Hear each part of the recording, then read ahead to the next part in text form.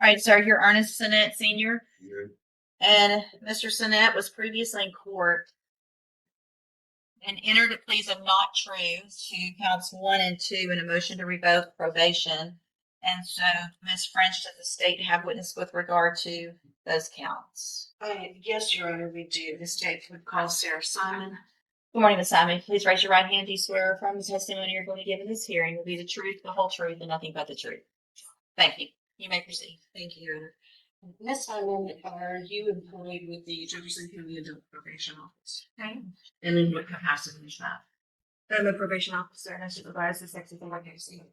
All right. And as someone supervising the sex offender caseload is Ernest Joseph Sinnett Sr., one of your probationers? Yes. And how long has he been supervised by you? Since February of 25. February of 25. During that time, the past year or so, has he been required to participate in sex offender group counseling? He has. And has he done that? He has, but he's been discharged twice unsuccessfully.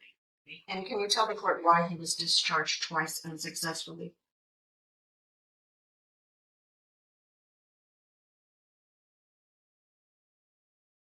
The first time he was ordered to take a sexual history, sexual history polygraph with Julie Ayala. He did not show up for the polygraph, nor did he call Miss Ayala about not attending. He's been very adamant about his about about not being guilty for his offense. He hasn't accepted responsibility for his behavior.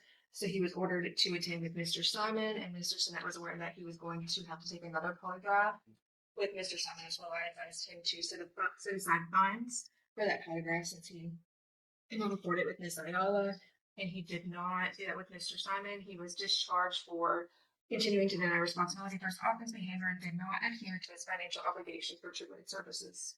So what you've testified to with regard to any failure on Mr. Sinnett's part are both condition 28 as alleged and condition 29 as alleged in the MTRP? Yes, sir.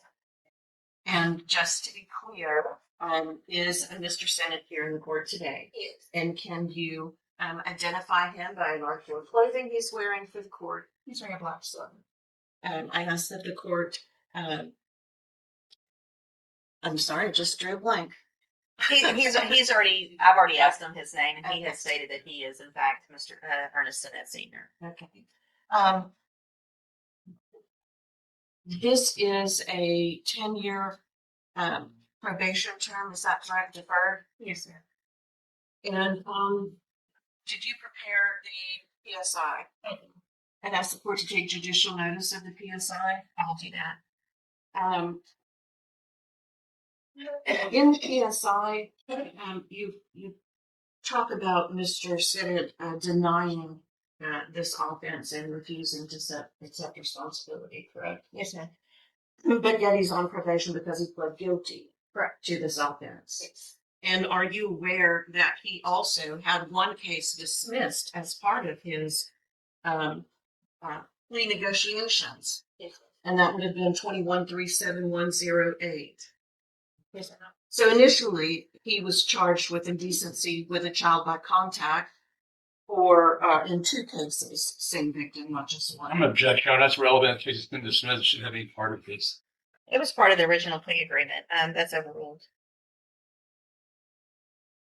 And at this time, what is probation recommending for Mr. Sinnett? Yeah, ISO cognitive check is available for Mr. Sinnett, but I don't think it's appropriate.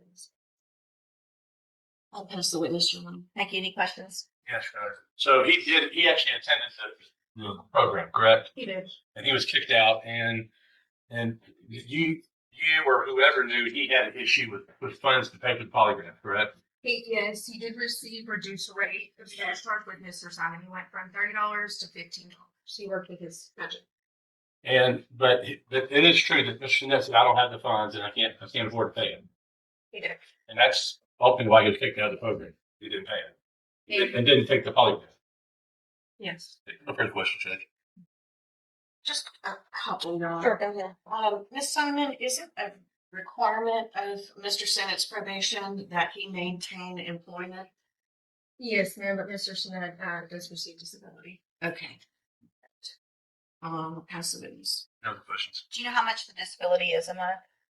It last I remember it was in the 900s. I don't know if it was changed. How much do you raise your right hand?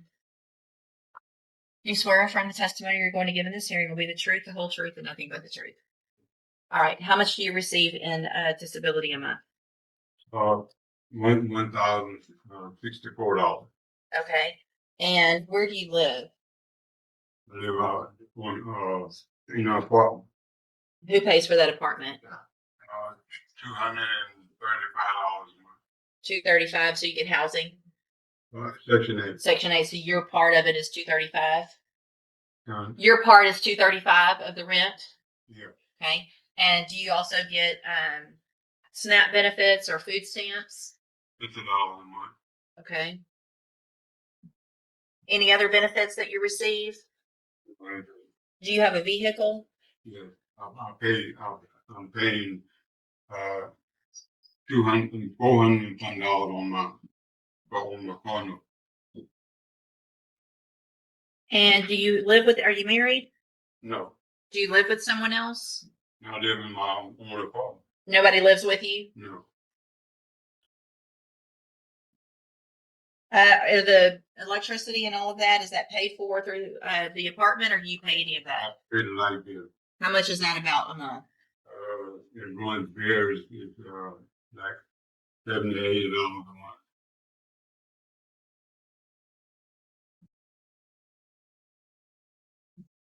You have any other bills? I had some bills, but my sister helped me out and paid them all. Paid them. I had two a loan. But you're not paying those anymore? So I'm gonna have to be getting extra money coming in now. That's okay. So the polygraph is $15. No, ma'am, that was the weekly The session. weekly sessions are $15. And how much is the polygraph? Runs around $250. And Mr. Sinnett has been on probation since February of last year, so a year and a month or so, Yes, ma'am. and given time to save up for that all that time with the two different providers. He hasn't been attending since he was last discharged. That's when I filed his NTRP.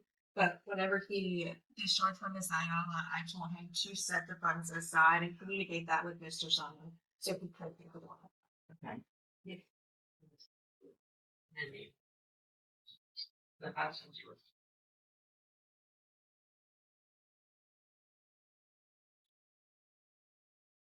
All right. Any other questions of Ms. Simon? Not from the state, Your Honor. So, any other witnesses with regard to whether or not counsel and true or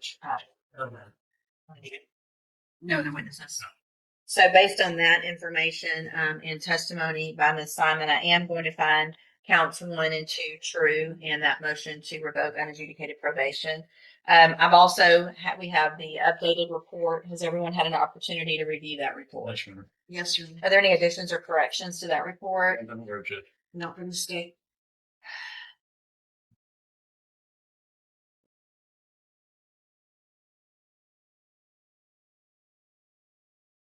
Mr. Parker, you may proceed. Your Honor, I think my questions are fine. Our position. He attended it.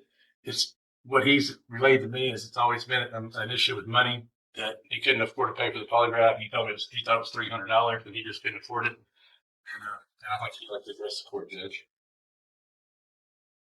Go ahead, sir. I didn't have the 300. I was paying my money in the $25 a week. And then all of a sudden she jumped up and said she would give me 6 months to pay, to save the money up. And all of a sudden she changed her mind. And did a 6 month, it was 3 months or something like that. And I just didn't have the $300. I was paying every, I was going to the therapy. I was paying the $25 a week. But when you were going to the therapy, you were denying that you had committed the offenses still, correct? Yes, yes. Okay. When I went to the PSI and stuff like that, and I talked to the probation officer. Mr. Sinet. So the thing is, I recall all of this because your case went on for so long. Because it was, we're set for trial. No, we're going to plea. We're set for trial. We're going to plea. I did it. I didn't do it. I want to take responsibility. I'm not going to take responsibility. So it's not usually a good thing when I recall all of those things because I'm pretty sure we had a jury ready to go. And on the day of trial, last minute, or maybe even after we selected, I can't remember. It was truly at the last minute. You came in front of me, swore under oath, and pled guilty that you did these things. Nobody forced you to do that. I know I went over it at length because of the history of all of this. Can I say something? My witness was not called, was not being called into trial and stuff. I was coerced into doing what I done. So the problem with that story is that I was here and I was a part of it. And you had every right to, there's no one asked for, I know your attorney did everything he could. And I know we talked about that witness. I remember some about that. But the other side of that, though, is I told you that day, don't plead guilty if you didn't do it. Because you're swearing under oath, which means you lied under oath, is what you're telling me. But I don't believe that. I believe that there is something that happened. You did plead guilty. There's information in here. And so the biggest problem that I have is that you're on probation for a very serious offense that you're saying you didn't do, which means the treatment can't really help you even if you were to do it because you're not taking responsibility for what you did. I also believe that over that amount of time with probation working with you, getting you with a provider that charged substantially less, that you had the ability to, over at least the time frame that you were on probation before that motion was filed, to come up with the money for the polygraph, which is required. I've done some math. I know you don't have a lot of money, but you also don't have a substantial number of bills. And had you saved just a little bit each month, you would have been able to pay for that polygraph as required.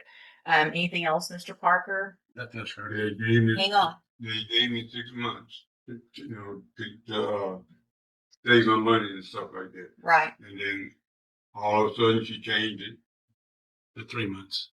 But then you were with another and you got with Mr. Simon and you still Okay, did. I went with him. He told me, saying, Mr. Sinet, you don't have to pay the $15.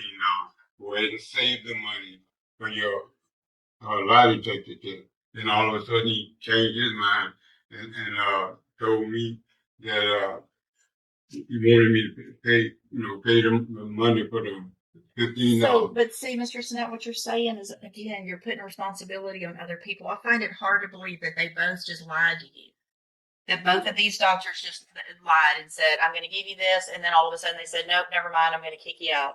That they don't work like that. I think what it was, Judge, is that once he didn't accept responsibility, they say now you're required to take the polygraph. That's why it bumped the time up. That's his story. Well, Consistent with that. And that goes back to Right. not I accepting understand. responsibility. So, which gets us where we are anyway. So, Miss argument with regard to any other argument. Right. I want to keep him on probation. I think the cognitive trap would be a great thing for him. I think he was making efforts to do the probation and do the classes, and I think the cognitive trap is a perfect thing for him. Ms. French? Yes, Your Honor. From the state's perspective, Mr. Sinet pled guilty to a very serious charge, a charge of indecency by contact with a child who was, if I can see quickly here, I'm looking for I've lost it. A 14-year-old child, regardless. 14-year-old family friend. Yeah, below the age of 17, 14-year-old family friend. The state, as part of that agreement, dropped another charge. And yet here we are a little over a year later. And now Mr. Sinet is saying, I'm not guilty. I didn't do this. Not taking part in the things that he is required to be active in, the sexual offender training. had he not continued to deny his guilt, he may not have been asked to take a polygraph test. But either way, we're a year into this with no active participation, no positive participation, and still a denial of guilt for sexual contact and decency by sexual contact with a child. So the state would defer to the court regarding a sentence, but would ask the court to make it one that would continue to protect the children in our community. Thank you, Ms. French. And so, anything else? Okay. So, Mr. Snett, I'm looking back also at the original pre-sentence report. Obviously, we had the issues of whether or not you accept responsibility, and that was a 10-year cap, which means on that day, against the argument of the state's attorney and against the wishes of the family of the victim in this case, I sentenced you to probation. And I look back and I wonder why I did that, but I was hoping that you would get the help you needed so that I could feel like our community was safe. You refused to do that. You refused to accept responsibility. So that means you refuse to do all the other things and take the polygraph and follow through with your sex offender treatment. So at this time, in cause number 21-37107, I'm going to find again counts 1 and 2 true. Find sufficient evidence at this time to find you guilty. And at this time, find you guilty of indecency with a child. I'm going to sentence you to a term of 15 years in the institutional division of the Texas Department of Corrections. You will receive credit on that sentence for any time that you've been in custody that the law gives you the right to receive. I'm handing you the trial court certification that shows this was not an agreement. You do have some rights to appeal. I have also handed you a written admonishment regarding your ineligibility to possess a firearm or ammunition. Because of the judgment entered against you, you're ineligible under Texas law to possess a firearm or ammunition. Possession of a firearm or ammunition will lead to charges against you. Firearm is a legal term. Read that written admonishment I provide you. If you have any questions about the laws that make you ineligible to possess a firearm or ammunition, or about how long that lasts, you can talk with Mr. Parker. You can go back with the bailiff. Thank you, Your Honor.